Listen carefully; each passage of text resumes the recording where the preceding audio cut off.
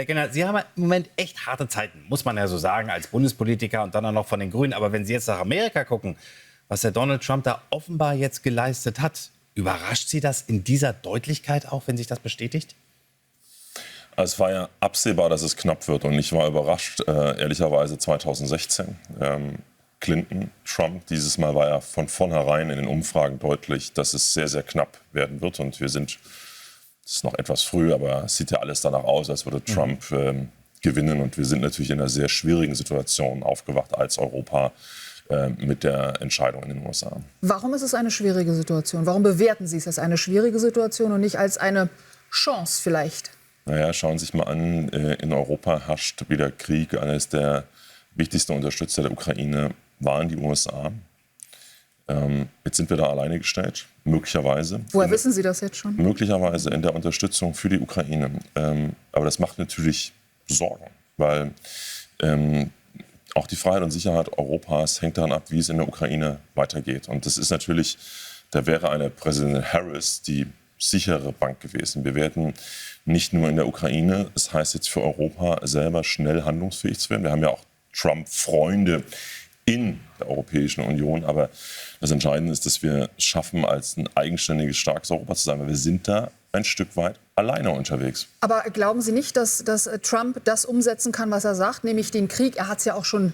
Er spricht nicht mehr von einem Tag. Als er mit Zelensky zusammengetroffen ist in New York, da war er schon so ein bisschen, okay, ich werde ein paar Tage brauchen, um das zu beenden. Aber sehen Sie die Chance nicht? Glauben Sie nicht, dass er das hinkriegen könnte?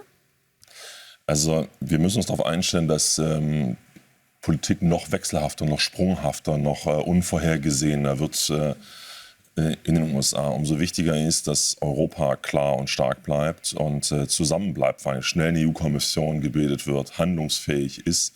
Aber es macht mir Sorgen, weil die Frage der Unterstützung der Ukraine gegenüber einem aggressiven Putin, einem aggressiven Russland, die steht zumindest in Frage. Und das macht mir Sorgen. Handlungsfähigkeit ist eigentlich ein ganz gutes Stichwort, Herr Kellner. Denn haben wir die noch aktuell in der Ampelregierung, deren Teil Sie ja auch sind?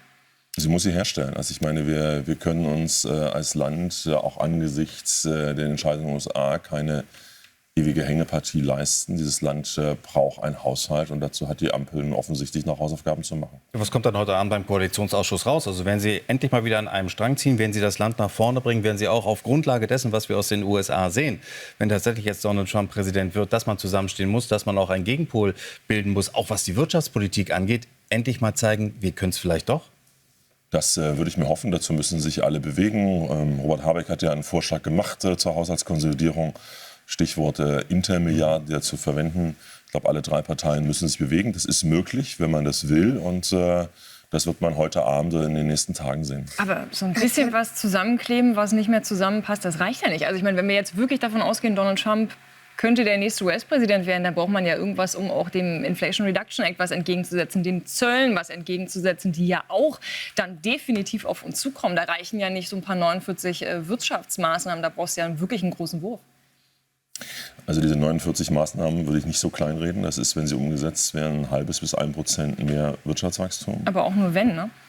Ja, aber wir sind ja gerade dabei. Der nächste Punkt ist, ich weiß nicht, Sie wahrscheinlich auch nicht, wie es mit dem Inflation Reduction Act in den USA weitergehen wird unter einer Trump-Administration. Wir können uns darauf einstellen, dass, und das ist gerade für Deutschland mit einer sehr stark exportorientierten Wirtschaft ein Problem, dass wir Zölle, dass wir America First sehen. Also da werden wir Verschärfung erleben müssen. Deswegen richtig.